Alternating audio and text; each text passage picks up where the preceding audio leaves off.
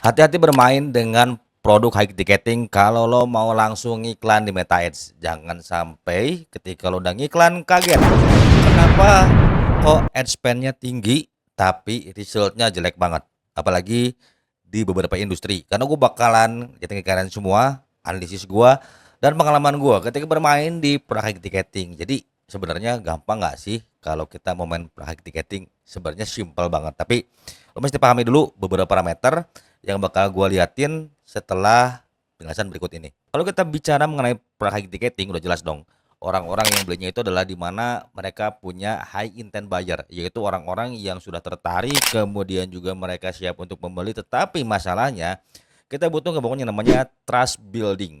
Jadi ketika berbicara berjualan produk apapun lah, entah itu sektor jasa, entah itu sektor produk fisik ya teman-teman, intinya semua itu kita mesti bangun trust building dulu bagi audiens. Nah, lalu bagaimana jika kita ini sekarang bermain di entah itu affiliate marketing atau mungkin sebagai marketing freelance yang bermain di produk-produk ticketing seperti umroh, kemudian properti, lalu kemudian juga kendaraan. Nah, ini ada yang perlu dipahami, guys. Jadi apa yang gue rasakan saat ini selama 1 minggu ini gue coba testing berkali-kali dan gue udah spend hampir 1 jutaan.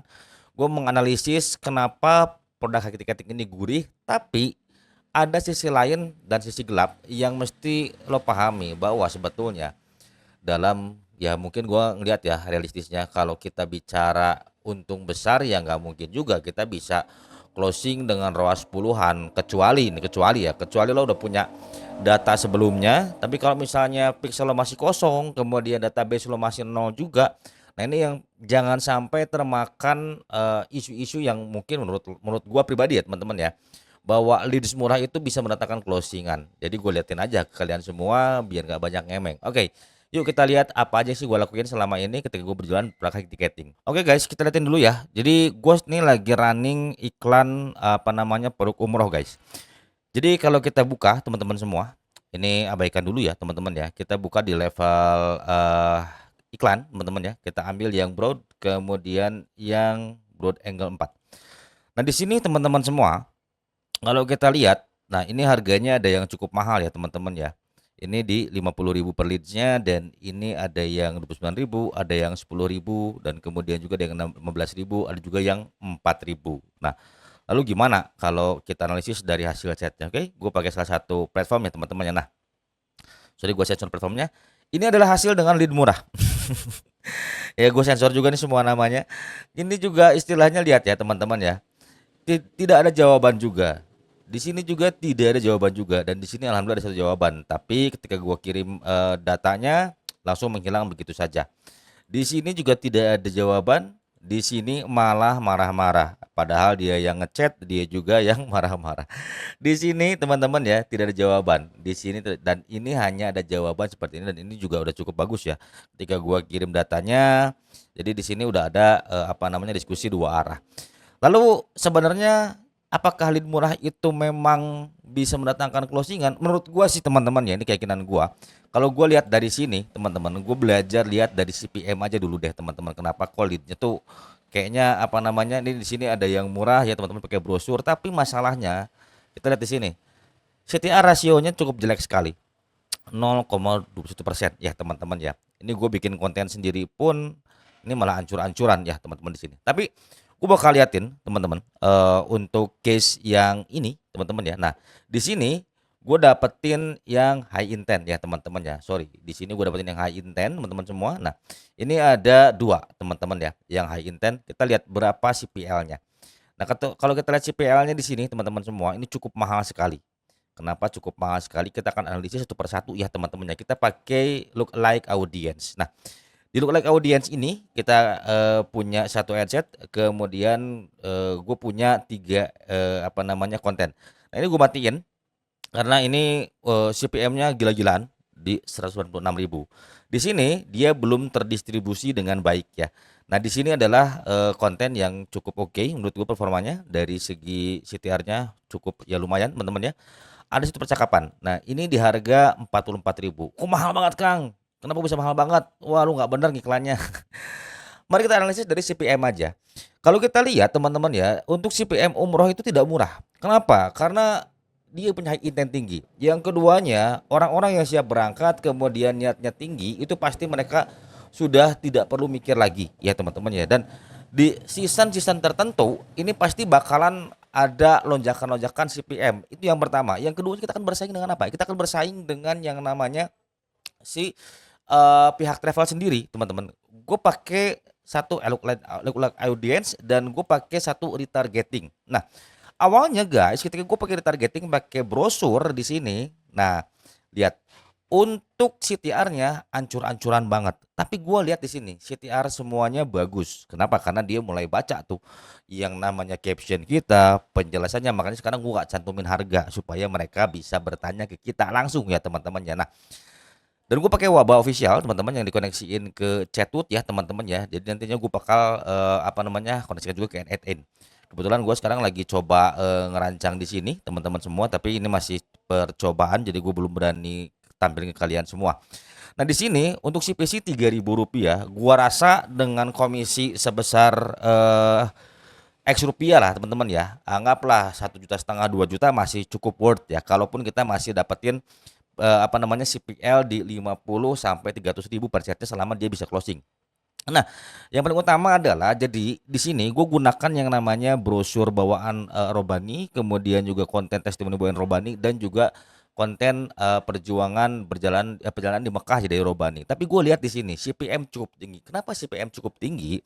Gue ngerasa bahwa audiens yang gue targetin ini mereka punya daya beli tinggi, kemudian juga dihajar oleh banyak advertiser, mungkin tidak hanya umroh saja, bisa jadi dari properti, bisa jadi dari perbankan dan sebagainya teman-teman ya, sehingga menyebabkan bid lelang itu semakin tinggi. Nah makanya kalau kita bermain produk high ticketing, kita harus pahami yang namanya niche-nya.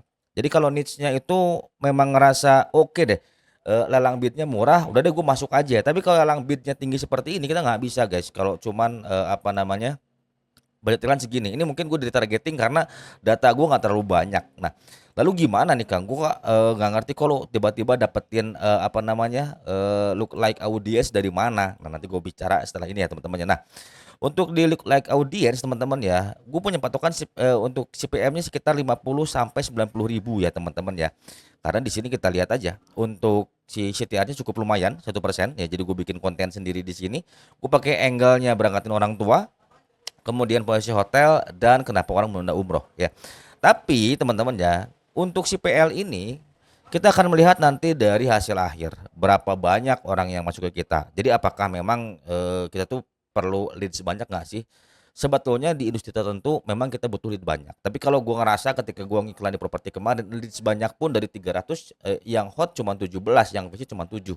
Ya artinya kalau dihitung biaya akhirnya dari 1,5 juta, gua cuma dapat 7 visiting no closing ya tetap aja boncos ya teman-teman. Berarti kalau 1,5 juta dibagi 7 ya berarti berapa itu hasilnya? Sekian lah ya teman-teman ya. Ini hasilnya dari di sini gua nggak bisa ngitung gitu. Nah, lalu apa strateginya kalau kita mau bermain high ticketing supaya kita bisa direct to WA ataupun kita bisa apa namanya dapetin data audiens yang matang sehingga nggak terlalu dari broad murni ya teman-teman ya. Jadi guys, strategi yang perlu lo lakuin adalah lu nonton video yang ini. Nah, video yang ini tuh gue bahas. Jadi produk digital sebagai entry point. Nah, ketika lo bermain produk properti ataupun produk umroh ataupun mau main jualan di Clickbank, jangan mentah-mentah lu tembak langsung jualan produknya karena CPM pasti tinggi. Ketika bertemu dengan niche yang punya daya beli tinggi atau kita bilang pembeli paus ya teman-teman ya, yang bisa mendatangkan komisi besar buat kita. Nah, itu pastinya akan ada persaingan yang cukup ketat. Tidak hanya dari budget saja, kita akan bicara mengenai konten, kita akan bicara lagi mengenai copy ad-nya seperti apa, kita akan bicara juga kalau pakai LP seperti apa landing page-nya, kalau kita bicara menggunakan CTWH seperti apa, tingkat closing rate-nya dan kemudian bagaimana untuk melakukan filtering di WhatsApp ya teman-teman ya ataupun melalui DM. Nah, jadi kalau gua ngerasa per ticketing itu memang gede banget untungnya, tapi modalnya pun nggak kecil teman-teman ya. Karena yang gua rasain sekarang gua butuh domain, gua butuh yang namanya VPS untuk N8N, gua butuh yang namanya aplikasi pihak ketiga. Gua butuh yang namanya, email marketing buat nurturing ya teman-teman. Jadi pada prinsipnya adalah kalau kita misalnya mau bermain high ticketing, berhati-hati.